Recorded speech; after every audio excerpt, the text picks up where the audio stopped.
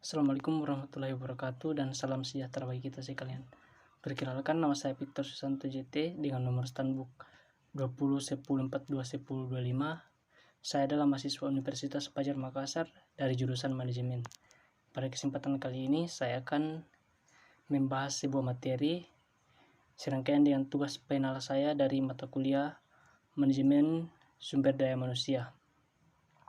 Materi yang membahas tentang peranan manajemen sumber daya manusia kaitannya dengan keberhasilan suatu organisasi atau perusahaan. Jadi tanpa membuang-buang waktu lagi, kita langsung saja masuk ke poin pembahasan. Jadi kegiatan pengelolaan sumber daya manusia haruslah dilakukan melalui proses yang benar. Mengapa demikian?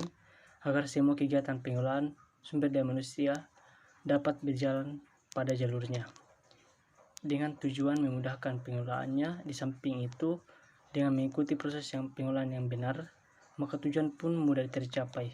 Proses pengelolaan tersebut kita kenal dengan fungsi-fungsi manajemen sumber daya manusia.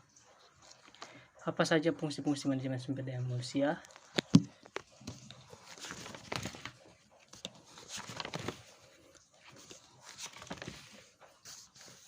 Yaitu pemberian kompensasi. Kompensasi merupakan balas jasa yang diterima oleh seseorang atas pekerjaan yang sudah dilakukannya.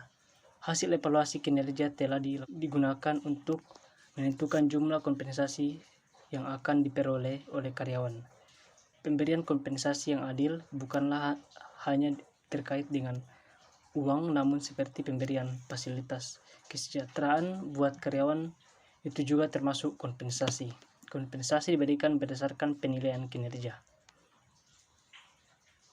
Fungsi manajemen sumber daya manusia selanjutnya yaitu hubungan industrial.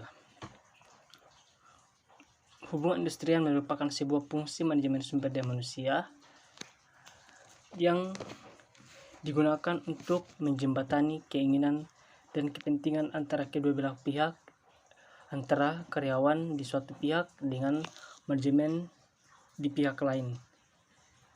Karyawan diwakili oleh serikat kerja.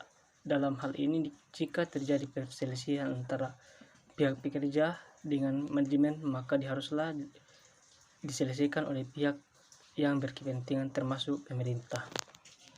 Salah satu tujuan dari hubungan industrial yaitu untuk menyeimbangkan antara hak dan kewajiban masing-masing pihak.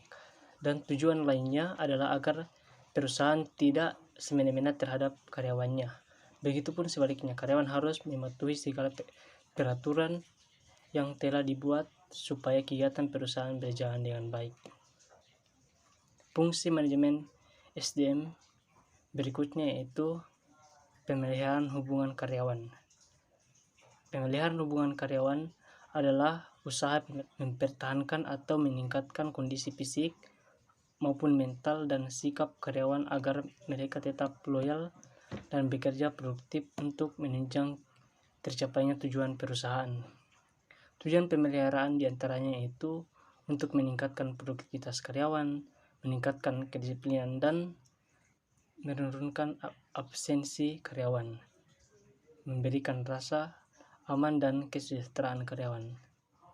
Fungsi MSDM selanjutnya yaitu kedisiplinan kerja. Kedisiplinan kerja adalah sebuah cara yang dilakukan oleh MSDM untuk berkomunikasi dengan karyawan agar mereka bersedia untuk mengubah sikap mereka ke arah yang lebih baik. Kebijakan yang bisa dilakukan adalah misalnya pemberian sanksi dengan tujuan supaya karyawan lebih bisa disiplin guna untuk kelancaran tujuan suatu perusahaan. Fungsi manajemen MSDM yang terakhir yaitu bergerak di kepemimpinan.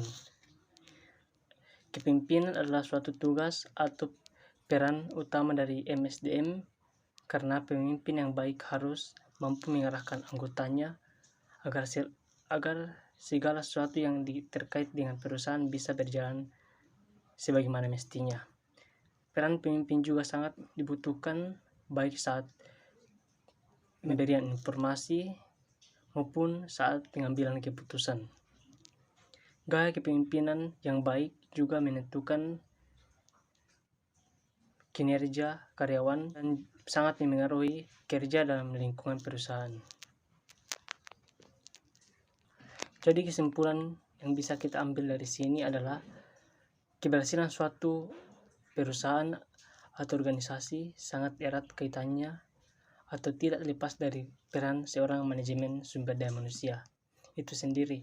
Karena MSDM adalah proses mengatur sumber daya atau tenaga kerja yang dimiliki oleh individu secara efisien dan efektif, serta dapat digunakan secara maksimal. Dan tanpa manajemen sumber daya manusia, karyawan atau pekerja tidak akan bekerja secara efektif dan dapat merugikan perusahaan itu sendiri. Jadi sekian materi pembahasan yang dapat saya sampaikan, kurang lebihnya saya mohon dimaafkan dan saya tutup dengan ucapan banyak terima kasih. Sekian.